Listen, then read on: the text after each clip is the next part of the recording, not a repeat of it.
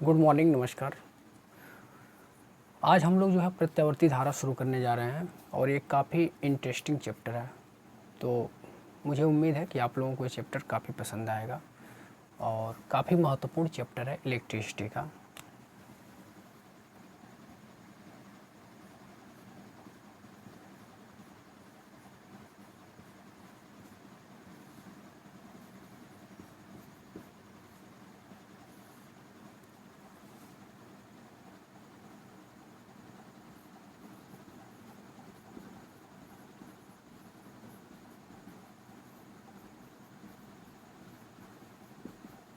Alternating current, प्रत्यावर्ती धारा। ये प्रत्यावर्ती धारा का मेरा जो लेक्चर नंबर वन होगा, क्योंकि मैं यहीं से शुरुआत करने जा रहा हूँ। ठीक है, तो सबसे पहले हम लोग बात करते हैं कि प्रत्यावर्ती धारा का आखिर उत्पादन कैसे किया गया। प्रत्यावर्ती धारा का समीकरण क्या होता है, प्रत्यावर्ती धारा को कैसे हम लोग लिखते हैं, इन सभी चीज़ों का हम लोग इसमें अध्ययन करेंगे। तो सबसे पहले हम आपको पढ़ा रहे हैं जो टॉपिक, वो है प्रत्यावर्ती धारा का उत्पादन किस प्रकार से हुआ। तो मैं हेडिंग लगाता हूँ,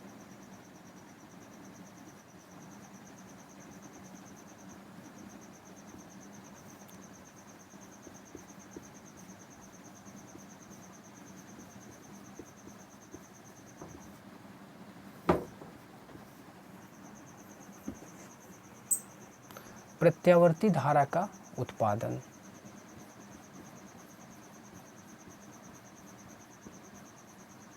production of AC, that means alternating current. Alternating current का प्रोडक्शन कैसे हुआ, तो देखिए,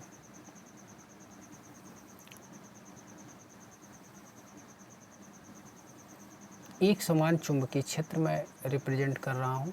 ये सब जो रेखा आपको दिख रहा है, ये यूनिफॉर्म मैग्नेटिक फील्ड है, एक समान चुंबकीय क्षेत्र है। ठीक है, इसी में मैं किसी एक क्वाइल को रख रहा हूँ। क्वाइल दैट मीन्स कुंडली। ये जो आपको दिख रहा है ये कुंडली का अक्ष होगा, अच्छे से फिगर समझिएगा। और मान लेते हैं कि ये जो कुंडली रखी गई है, एक कुंडली पे तांबे के तारों की ये संख्या है, फेरों की संख्या है, कॉपर वायर है, इसमें लपेटा गया है, बेलनाकार शेप आपको दिख रहा है, ये एक कुंडली है। चुंबकीय क्षेत्र को इस कुंडली के साथ जो है थीटा कोण पर मूव कराया जा रहा है, थीटा कोण पर मूव। और इसका जो वेग है मूव कराने का, वो कितना रखा गया है, ओमेगा रखा गया है। कितने समय तक इसको मूव कराया जा रहा है, तो टी समय तक मूव कराया जा रहा है। जैसे कुछ ऐसे सिचुएशन होगा, मान लीजिए अपवर्ड में मैग्नेटिक फील्ड है और उसी में ये क्या कहते हैं, ये ऐसे रखा गया है, कुछ ऐसे इस प्रकार से, तो इस प्रकार से उसको मूव कराया जा रहा है ऐसे।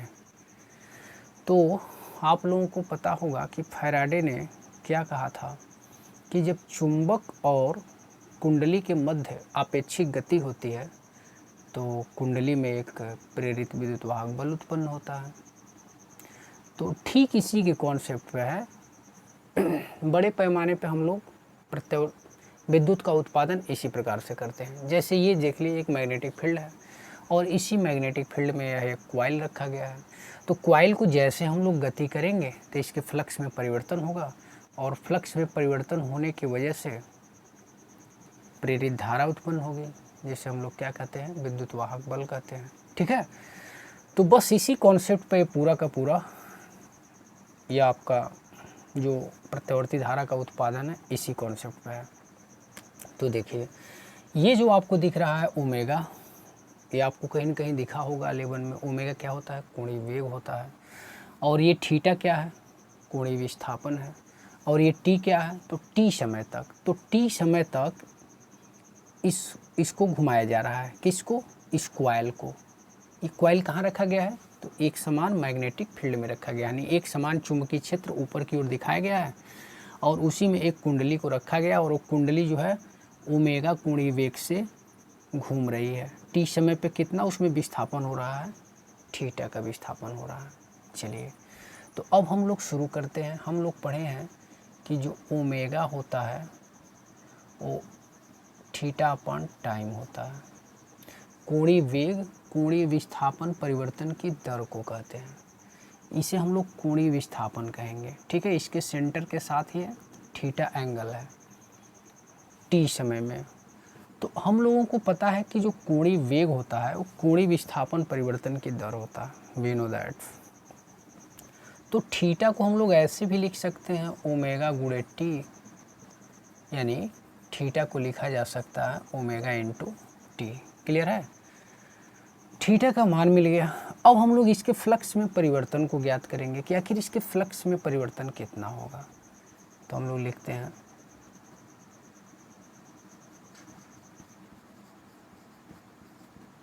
फ्लक्सों की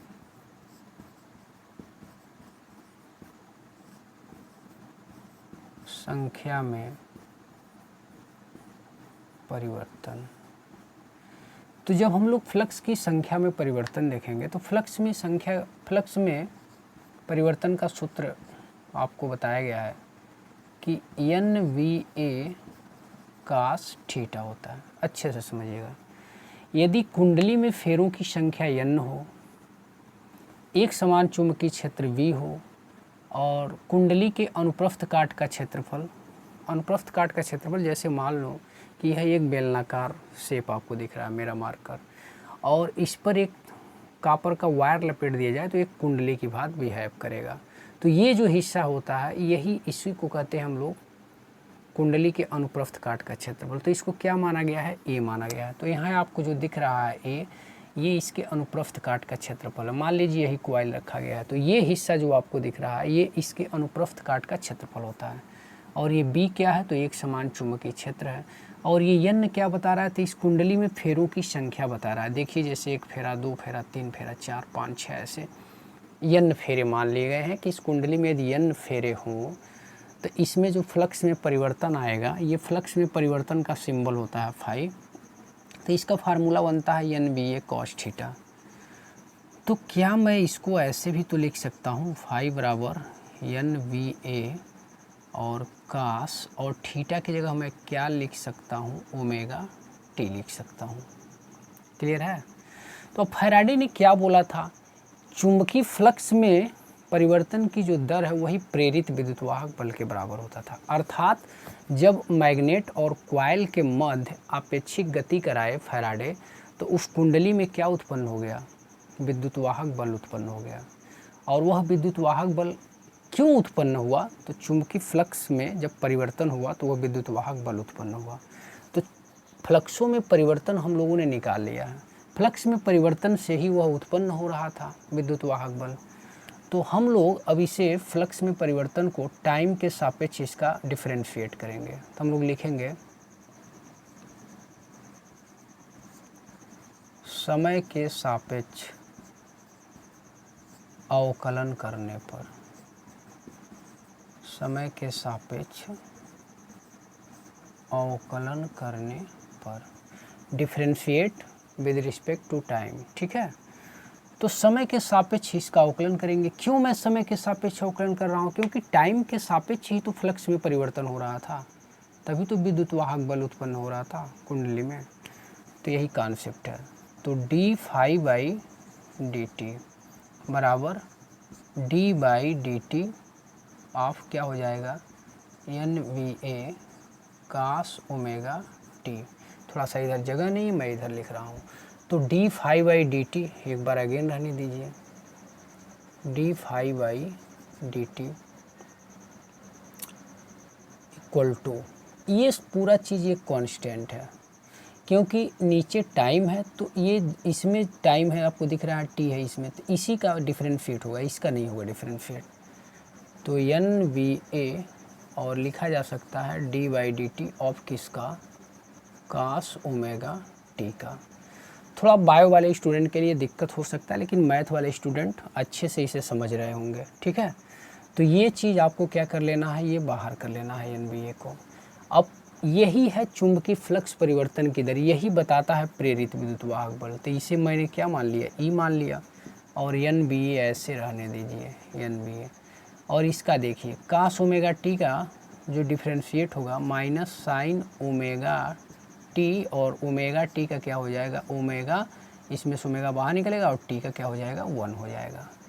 तो इसको ऐसे भी लिखा जा सकता है, माइनस साइन अगर मैं बाहर निकालूं तो माइनस एन बी ए, और ओमेगा को भी बाहर कर लीजिए, तो क्या मिला, साइन ओमेगा टी मिला।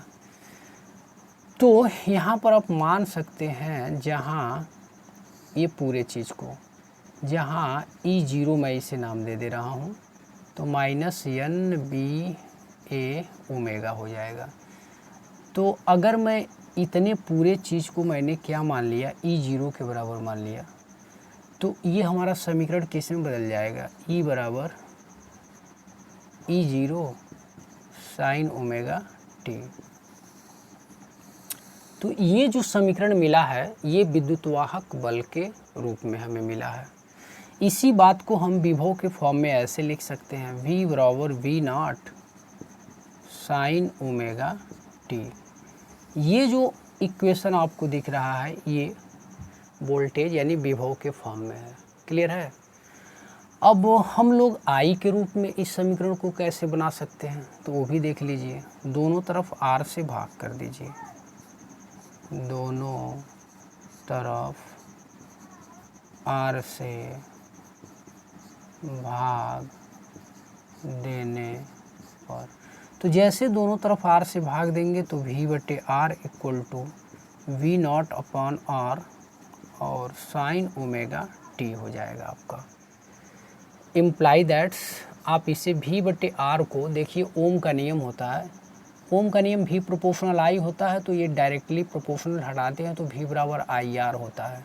तो आप देख सकते हैं यदि मैं इसे V बटे R करूँ तो ये किसके बराबर हो रहा, I के। तो ओम के नियम से V बटे R को आप क्या लिख सकते हैं, I लिख सकते हैं। तो ये I हो गया, तो I बराबर इसको क्या लिख सकते हैं, I0 लिख सकते हैं, I0 साइन ओमेगा टी। तो ये आपका इक्वेशन किस में हो गया, I बराबर I0 साइन ओमेगा टी, और ये है विद्युतवाहक बल के पद में, और ये है विभव के टर्म में, और ये क्या है, करंट के फॉर्म में।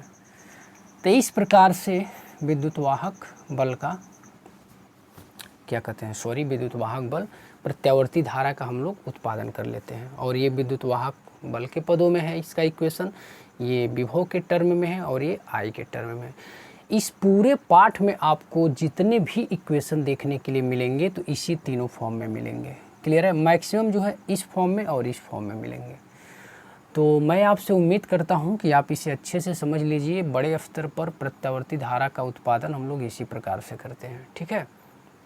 एक चीज़ आपको और थोड़ा सा बता दें, यहाँ पे आपको ओमेगा टी दिख रहा है, तो यह ओमेगा टी के बारे में बता दूं कि ये ओमेगा टी क्या है। तो ओमेगा टी जो है यह कला है। ये किसको रिप्रेजेंट करता है, कला को रिप्रेजेंट करता है। अब कला क्या है, तो कला का डेफिनेशन करने के लिए हम लोग बोलेंगे कि कला वह भौतिक राशि होती है जो किसी क्षण किसी कण की उस विशेष क्षण पर स्थिति और दिशा को निर्धारित करती है। उसी को हम लोग क्या कहते हैं, कला कहते हैं। जैसे अगर धारा का हम लोग बात करें तो किसी विशेष क्षण पर धारा की स्थिति यानी उसका पोजीशन और उसका डायरेक्शन जो बताएगा उसी को हम लोग क्या कहेंगे, कला कहेंगे। तो ये जो कला है ये ओमेगा टी को क्या हम लोग पढ़ेंगे, कला पढ़ेंगे, फेज। तो ये आप दिमाग में रखिएगा, ओमेगा टी कला है। ठीक है। तो ये रहा आपका मेरे फर्स्ट लेक्चर में, ये आपको मैंने पढ़ा दिया प्रत्यावर्ती धारा का उत्पादन। तो वीडियो को 2-3 बार देख लीजिए अच्छे से। हाँ, एक चीज़ आप यहाँ समझ लीजिए, यहाँ पर एक सूत्र का प्रयोग हुआ है, इस सूत्र को आप ज़रूर याद कर लीजिएगा कि d/dx ये फार्मूला होता है गणित का, d/dx होता है, और cos x रहेगा तो इसका फार्मूला होता है माइनस साइन x। तो इसी फार्मूले का मैंने इसमें प्रयोग किया है। क्लियर है। देख सकते हैं cos ओमेगा टी का माइनस साइन ओमेगा टी, और ओमेगा टी का पुनः ओमेगा का ओमेगा बाहर कर लिया और टी का क्या कर लिया, 1। तो ये कुछ बेसिक है। तो आई होप आपको ये वीडियो अच्छे से समझ में आया होगा। वीडियो कैसा लगा कमेंट बॉक्स में ज़रूर बताएं। ठीक है। तो मिलते हैं अगले लेक्चर में। आज के लिए इतना ही। आप सभी लोगों का सपोर्ट बना रहे। चैनल को ज़रूर सब्सक्राइब कीजिए। जय हिंद, नमस्कार, आपका दिन शुभ हो।